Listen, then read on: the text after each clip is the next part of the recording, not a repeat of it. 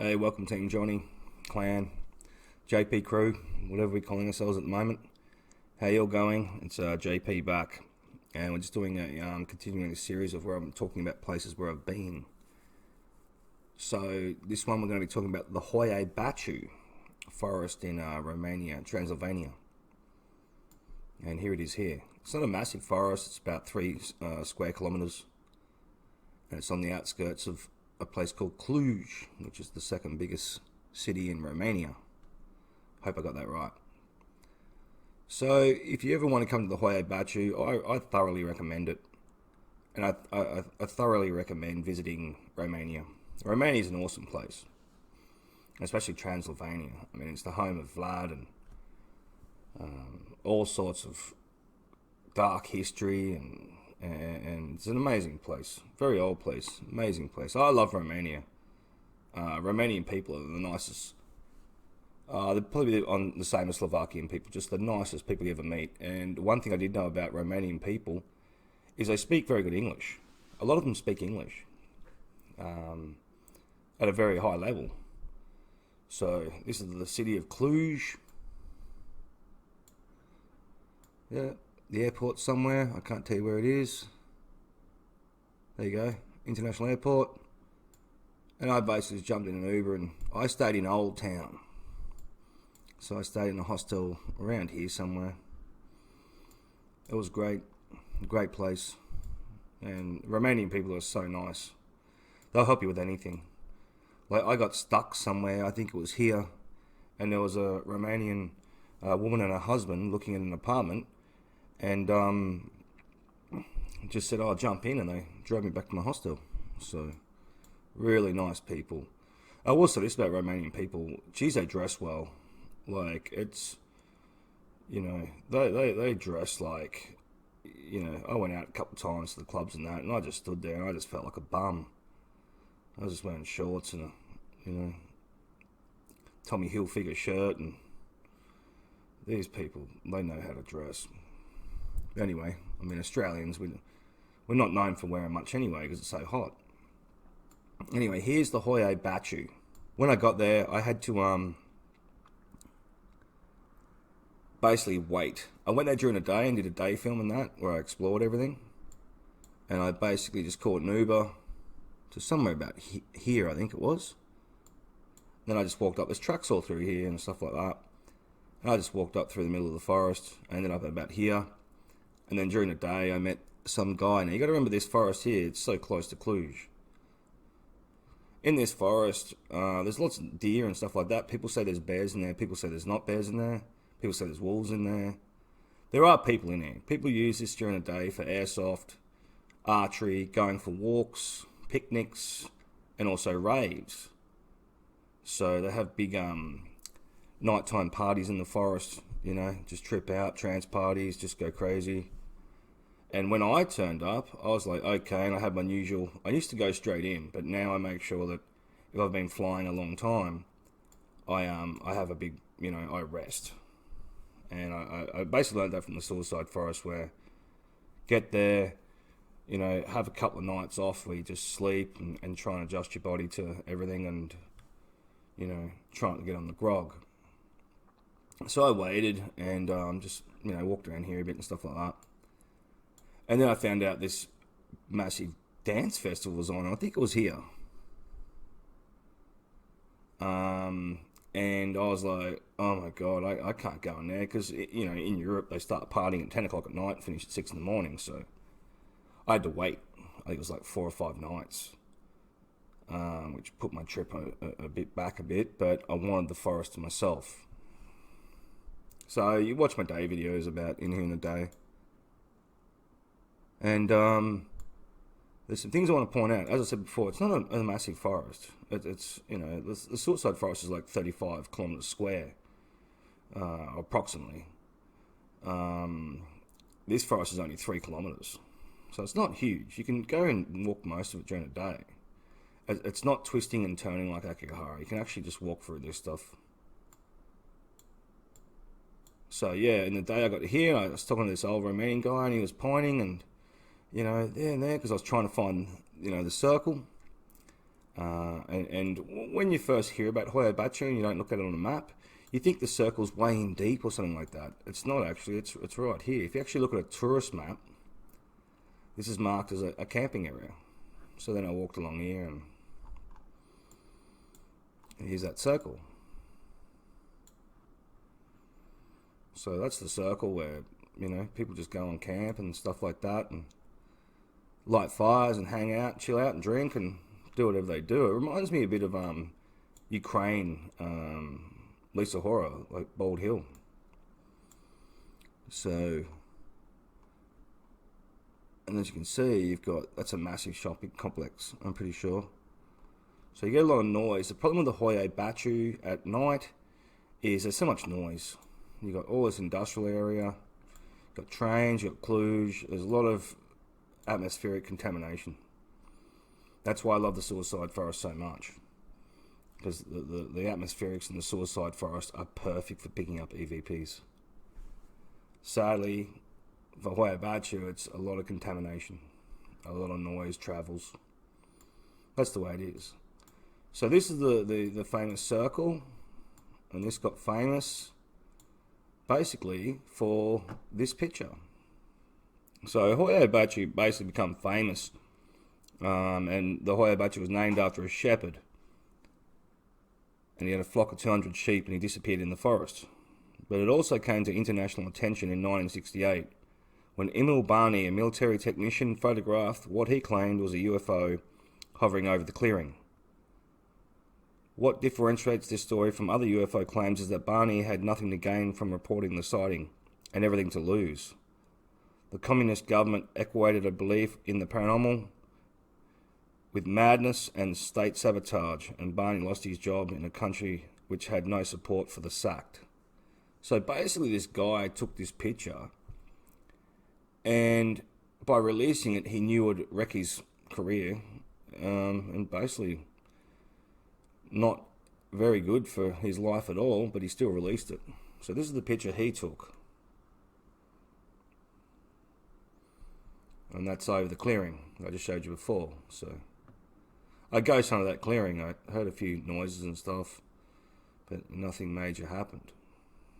The forest is also famous for a story of a 5-year-old girl who disappeared into the forest, emerging years later unchanged and in the same clothes. That's probably the second biggest famous one about the Hoia Baciu.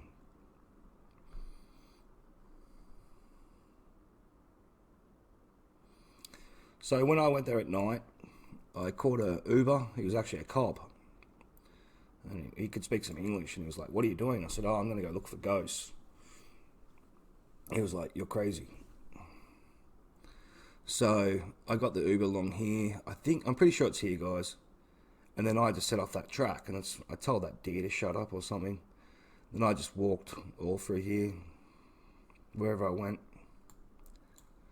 and got to here, and then navigated my way to the circle, where I did a ghost hunt. During the day here, a gypsy boy turned up in a cart and truck and then chopped a tree down somewhere down here. So people talk about in the Hoia Baciu having a feeling of being watched. It's because you are. There's people in here hiding out. There's people in there camping. The gypsies were over here somewhere.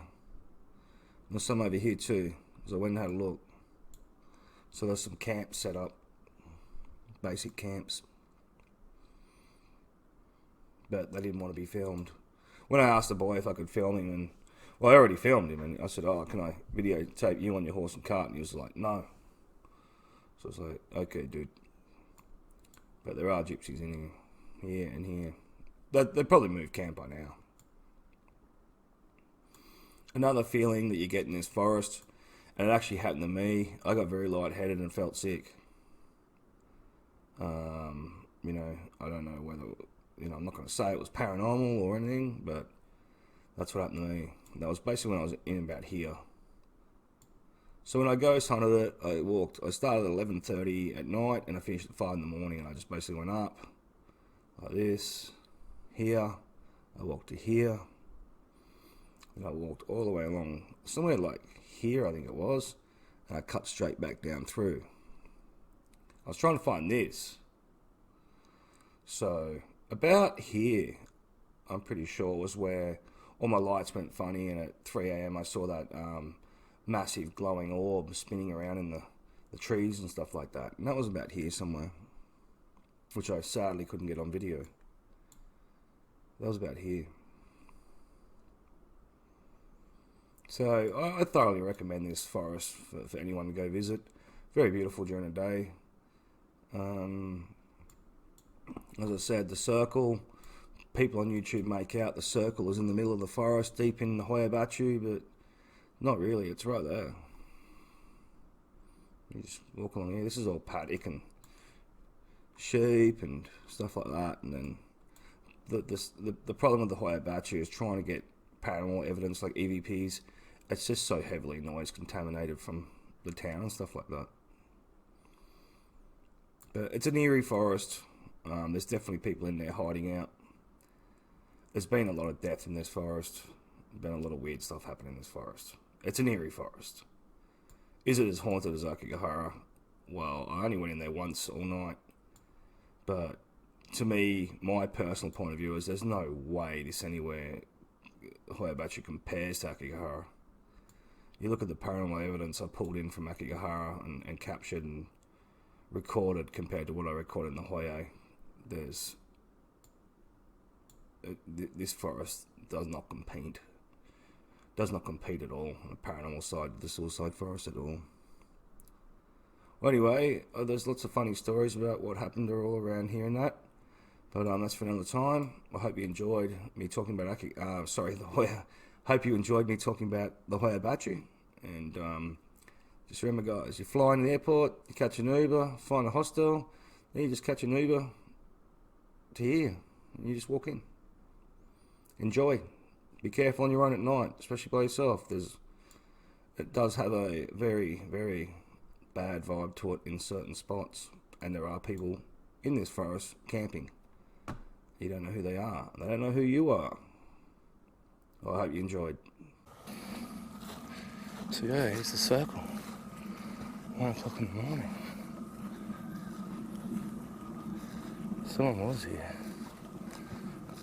No, light a fire, drinking.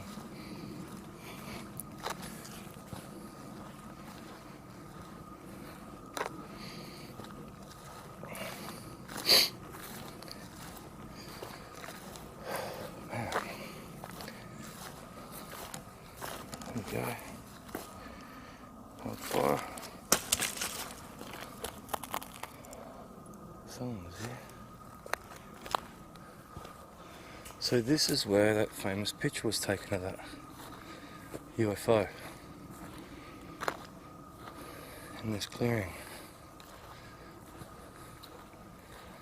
Because there's two circles. There's one that's not really a circle, it's sort of a circle diamond. So I got confused when I first came up here. This is the circle. And the old Romanian dude he's the one who pointed this out to me and said, this is where the UFO landed. Come on, camera, focus. So yeah, we'll do a lap of honour.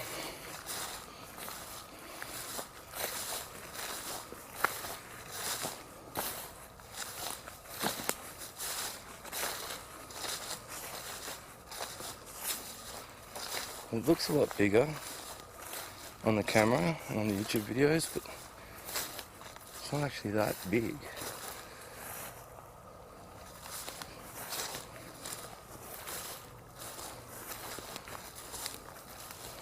So yeah, we'll just walk around the edge of it for you.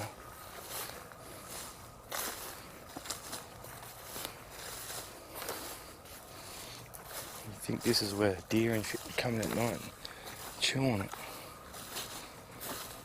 This is a weird ass circle, but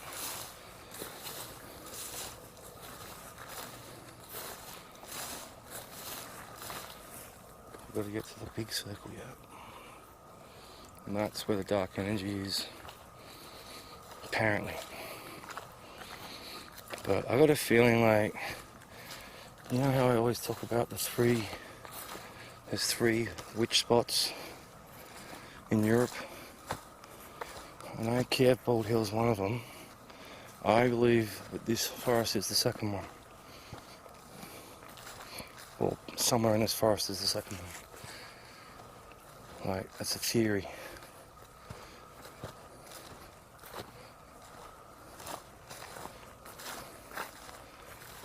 So yeah, welcome to the clearing.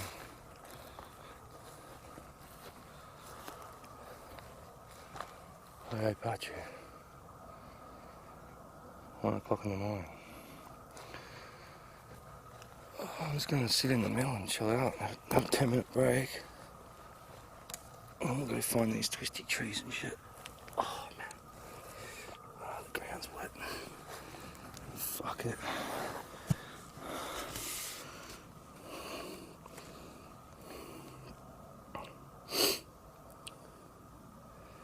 I don't know how to fucking UFOs and shit, but the photo was taken from behind me and it was taken right up there. So what we might do, sitting down having a break, might turn the light off and see if we can hear something.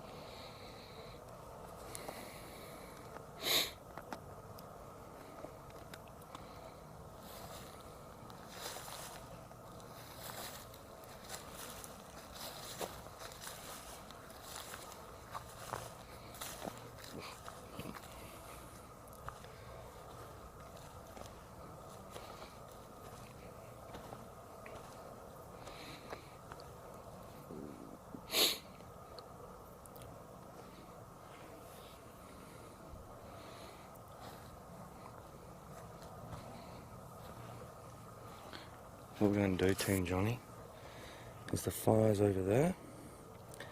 I'm just going to leave my camera here. I'm just going to walk to the fire, so I'll be, I don't know, 20 metres away. I'll leave the camera down here. So if any noises come from behind, I don't know, movement, whatever, or you hear a phone, I'm just going to check my phone map. It'll be me. Well, I'm going to put this camera down. See the light? If you got something to say, come over and whisper it in it.